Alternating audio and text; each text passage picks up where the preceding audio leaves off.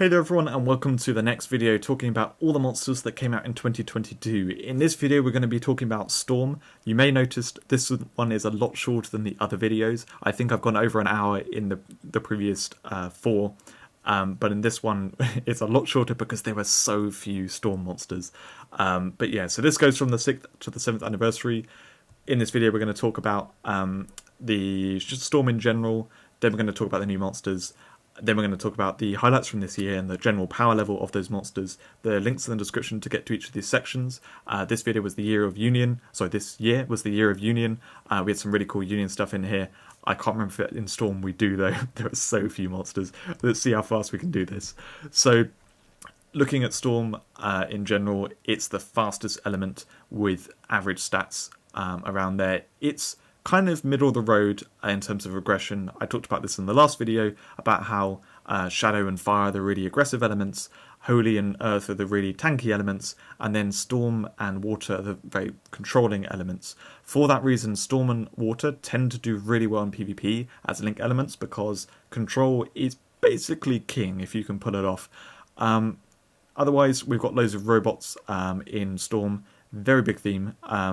Robots are one of the most common monster types, and Storm has the most of them, so you can mix together Storm Union, Robot Union with Link Storm very nicely. You also have birds and beasts, beasts being common basically across a bunch of the elements, and but birds are pretty common here. And like I said, really good in PvP. So this year we only had 3 Mythics, 1 Legendary and 1 Super Epic. There's not much to cover at all. And that Super Epic, if you hadn't guessed it, is one of the Elfin Dragons, so we're not going to really cover that. So as for themes in this element, we've got Stun. Stun is just like, you know, the really big thing in Storm. I previously have sometimes interchangeably said Stun and Storm, meaning, you know, kind of the same thing.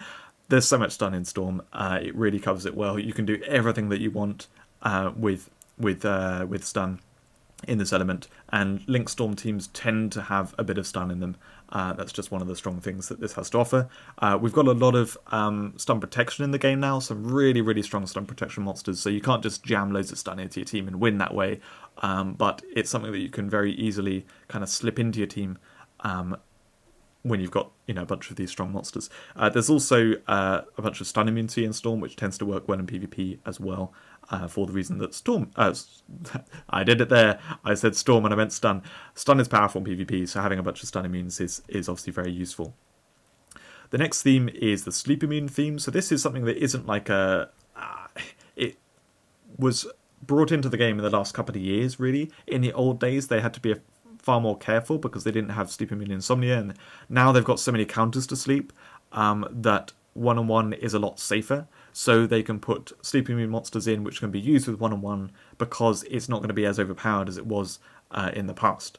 You know, in the past they made Guy Murai be Sleep Immune, and that was just way too good because you could use one-on-one and then you could pierce and kill something that, you know, the one that was awake and kind of chain it from there, and it was crazily too it's too good. But these days we have a bunch of camouflage, a bunch of insomnia, so one-on-one is not as effective as it used to be. But yeah, so we've got one-on-one star monsters in the middle there. 3 of them in Storm on the left-hand side. One-on-one recovery, very important to be able to purify. It means that you don't have to use Sleep Immune monsters. You can use some which will fall to sleep, and then you can wake them up with these like high-speed purify monsters, basically. And then on the right-hand side, we've got all the Sleep Immune monsters that you can use with this. Notably, Hanari is a solo monster. Similarly, in the middle, Lemon is a solo monster. So they don't mix super well, and it's one of the ways how they're like keeping this in check and balancing it. But otherwise, you've got some really strong mythics on the right there. Cynthia and Don Ritter, top mythics, and Nikki is also very good. So you can do some one-on-one stuff with Sleep Immune monsters that is very strong. And yeah, there's generally some sleep in Storm. And lastly, we have the energy sub-theme. So this is something that there aren't many monsters in this at the moment, but they're slowly coming into the game. And Storm is the one that can actually like pull off some synergy, mainly because of Saint Togula in the middle there, but also Nautacruiser can actually charge a teammate, which was one of the very strong things being done with Aurelius that got nerfed this year. So yeah, energy pretty cool, and more of a theme in Storm than anything else.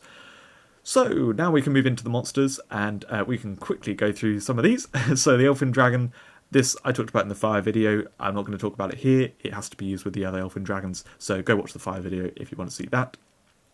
Gummy Dragon Banana, I also covered this in the Fire video. This one was not listed at the beginning. I said there was only one super epic. That's because this actually came out in the previous year, but I've got it here just to show because I didn't cover it last year, and instead I've covered it this year, and it's in the Fire video. That's it. Go watch the Fire video if you want to see about it. So moving into actual monsters we're going to talk about, we got Rex Terminator. Now this one is cool. So of the monsters we got, we did get one cool one here. This came right at the anniversary as well, like literally the last point in the year for me to have any Storm Legendaries. I didn't realise that we didn't get a single Storm Legendary the entire year until the anniversary, but we did get one. So this is mixing both energy and mortar together, which, you know, we just talked about how there's an energy sub-theme in Storm. So this does synergize really nicely with that. It doesn't support them, but it can be supported by them. And loading is also really cool. So this load and charge loads mortar, but it also heals and shields Rex Terminator. Given it has hold ground, that makes it very hard to kill. Good defense and hold ground. You know, if you don't kill this before its first turn, which is quite difficult because it's high speed, then it's going to load and charge. And so then you've got to get through the shield, you've got to get through its high defense and its hold ground to kill it off. You can't stun it, so it's harder to disable. Obviously, Poison wrecks it in that way, deals with both the shield and the hold ground. But you have to properly kind of deal with this to actually get rid of it. And then it has piercing attacks to kill. So it does have swift attack boost. That is necessary for the Laser Blast. The Laser Blast is a bit too weak. It does slightly less damage than you need to one-shot Legendaries. But the Piercing Mortar is actually strong enough. So that won't kill Mythics without the attack boost, but it can kill something in a pinch. So you can get to the killing a little bit faster than needing to do the attack boost first. But generally speaking, what you want to do is you need to load and charge, you need to swift attack boost, so it takes a while to get set up, but then it can Piercing Mortar, and then very shortly afterwards follow up with the Laser Blast. And then from there you can either do the Energy Charge Plus or you can load and charge again. Generally speaking, if you don't need to kill something immediately, you should load and charge so that then you have 2 kills banked, because, you know, obviously sets up both the moves there, and then you can kind of like carefully use it. So overall, this is a tanky monster that can be very difficult to deal with for the opponent and adds piercing kills, but you have to very carefully manage the load and charge or the energy charge plus, and how which damage move you're using, because one is slower, one is faster, and they charge in different ways. Very cool monster. I've used it a bit. I want to use it more to really get a proper gauge on it, but I do feel like it's pretty strong. In PvE, it's very good because it's very hard for the AI to kill. Energy charge plus is pretty much a full heal, and it's so fast to do that. It also means that in PvE against buffed enemies, you can energy charge plus twice to then more easily take down the buffed enemy with the Laser Blast. So that's pretty cool. A great target for Enemy Accelerate, because the faster it can do the moves, the faster it can be healing itself and putting a shield on itself, which makes it very hard for the enemies to kill. Now, as for Mythics, there are 3, and all of them I think are bad, which is a shame, because Storm is the element I'm probably most well known for. I've ended up getting like basically all the Storm Legendaries, so I use Storm quite a bit, and it is very strong in PvP, as I've found over the years. But yeah, the Mythics that we got this year, really not good. So I think, this year we got a lot of counters to fire. Like, they actively avoided making good fire monsters other than one strong Mythic, and they made lots of counters to fire.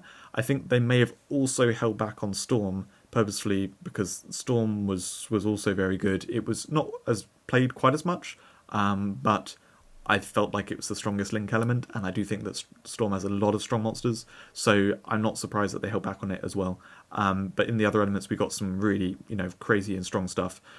So this, unfortunately, Hawk Knight is not very good. It was fine, but then unfortunately it got hit by the Stun Pulse nerf, and that just wrecked it. So I think they'll do something with it later. but as it stands now, it's really not that great. So it's got high speed, it will come in, and then it can sacrifice itself to shield your team and put itself at the back. That's generally speaking quite good. Because it's so high speed, it can come in and do that pretty quickly. I think it's like about 40 seconds or just over 40 seconds from its entrance to be able to do that. So that's nice. However, when it's on the battlefield, it really needs to get a kill. It did have Stun Pulse into Time Crush Double to get that kill, which is, not always the most reliable way to do that, but good enough. Because Time Crush Double is like powerful, but not exceptionally powerful. So it could do that previously, and with a high speed, that does chain together fairly nicely, and then you can Blood Fury from there, and it's a stun immune whole ground monster with Blood Fury, solid. It's also got Protect Teammates, which it can use if it gets repulsed. It can come back in, it can protect again. It's a slightly unique Protect Teammates in that way. Ultimately, though, it's basically Protect Teammates. So this is actually kind of similar to Drakazord in some ways. It's like a Drakazord mixed with a Galvbane, and it's fine, it's quite good, but since the Stun Pulse nerf, it's unfortunately very weak, because it can't easily get a kill, and then, it's got Protector Killer weakness, it's got Stun Killer weakness, so it doesn't line up super well with that stuff, and compared to other Mythics, it's just a bit underpowered. So I hope they do something more with it later. I think this is one of the ones that shouldn't have been nerfed with the Stun Pulse thing. They should change it slightly, and then hopefully it can be good. Next we've got Hushin. Now this one was one I complained about a lot when it came out because it was terrible, and they buffed it quite a bit. I still have it very low in the tier list. However, I do think it's more functional than the tier list position would give it credit for. So I'm going to kind of big it up in this video, but do bear in mind, I do think it's pretty bad. So let's talk about some of the bad bits first.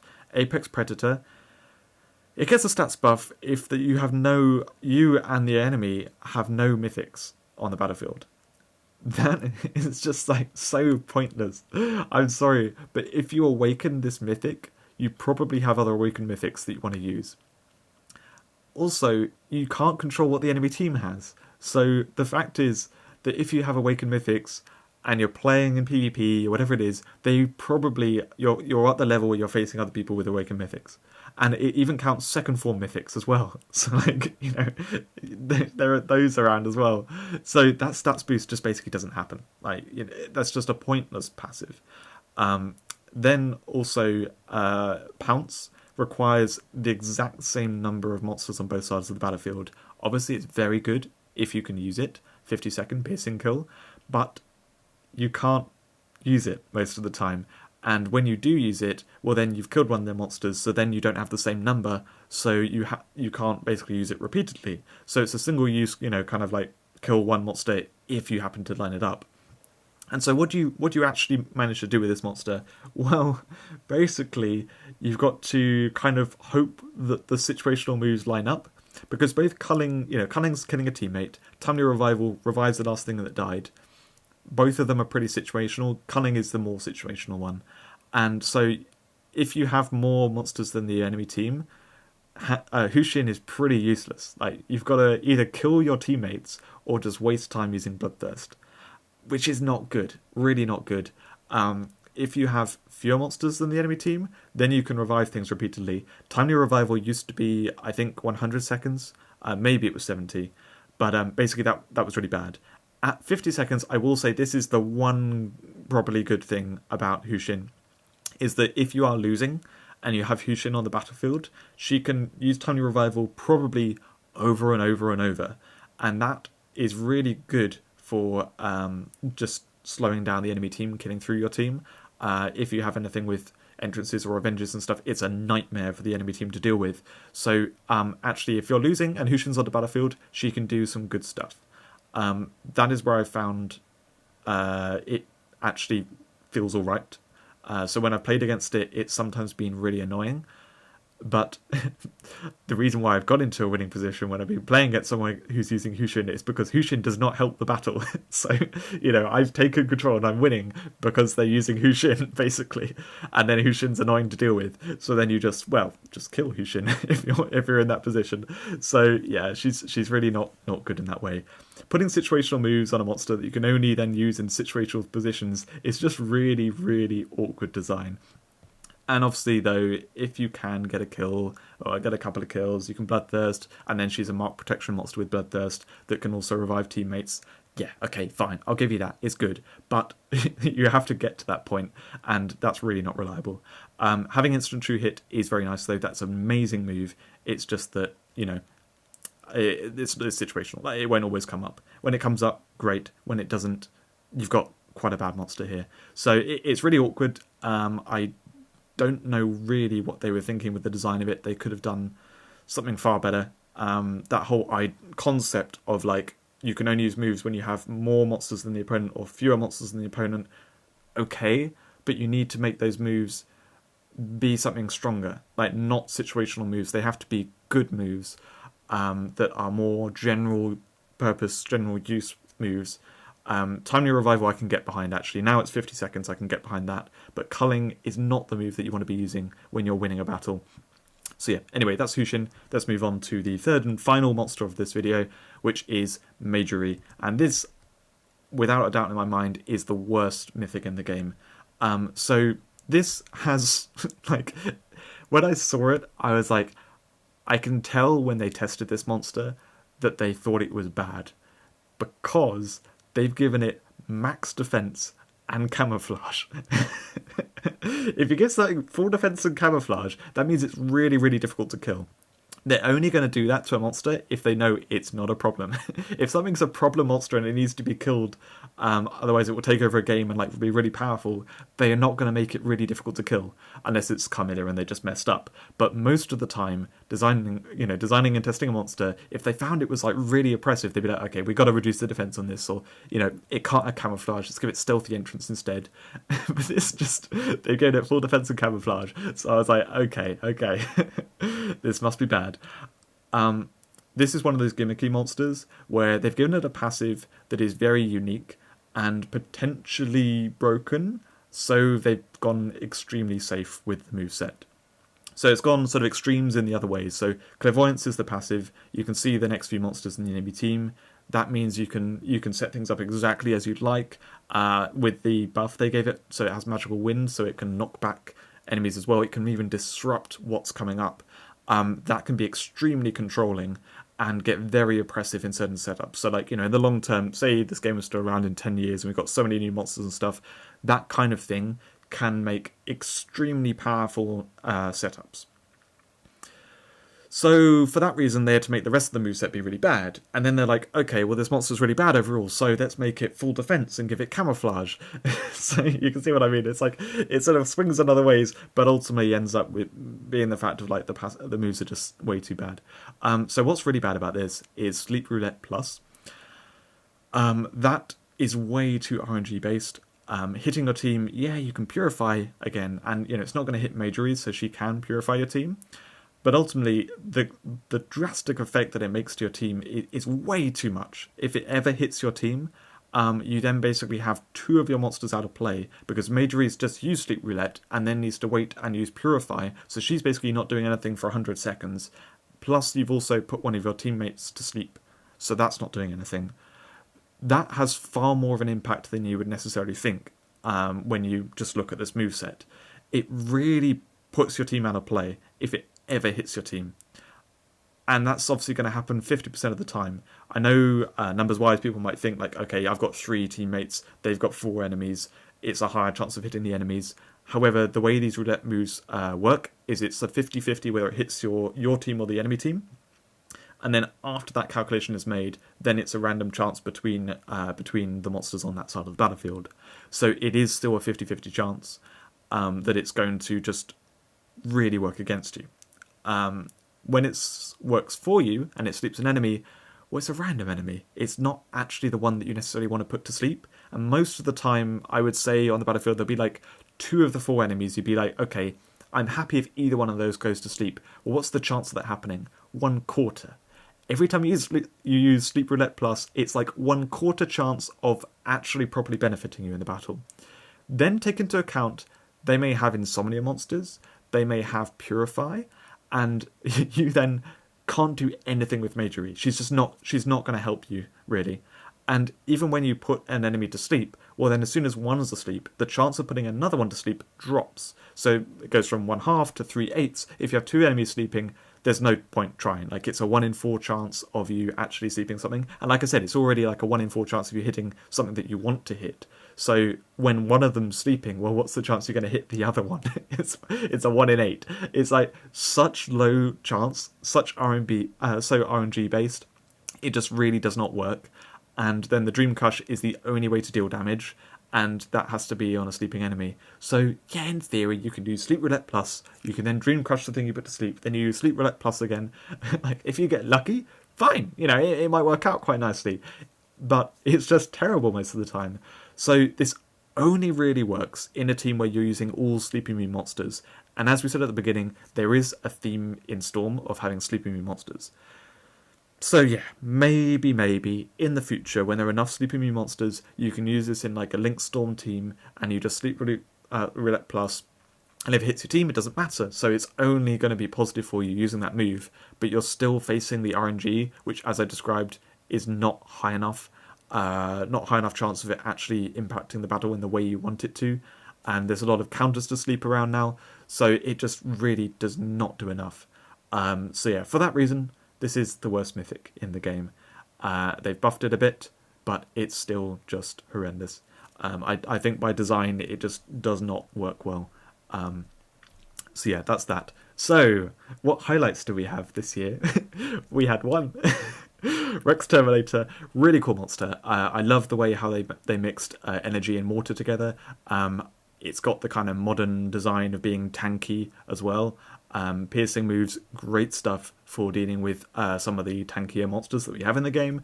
Yeah, really cool monster, really nicely designed. You can build around it in various ways. I haven't seen it used that much yet, but I think in the long run it'll be one of those monsters that crops up from time to time and people go like, oh yeah, that's actually really quite good.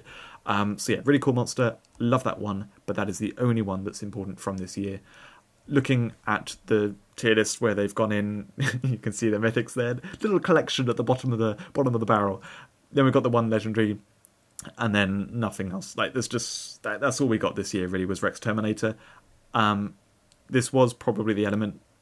Fire and Storm were the elements that needed no support this year, so I'm glad they gave the attention to the other elements. But it is quite funny when you look at it, you know, in a bubble. Just see Storm did so badly. Anyway, that's going to be it for this video. I hope you enjoyed watching this and hearing about how bad Storm did this year. We've got one more video to go through, which will be the water one. Water monsters were a little bit more exciting, and we're otherwise going to do the roundup, where I'm going to talk about a lot of the overall things that happened this year, where things are heading, that kind of stuff, some insights and hopefully helpful information that people will like. So thanks for watching, I hope you enjoyed it, and I'll see you then.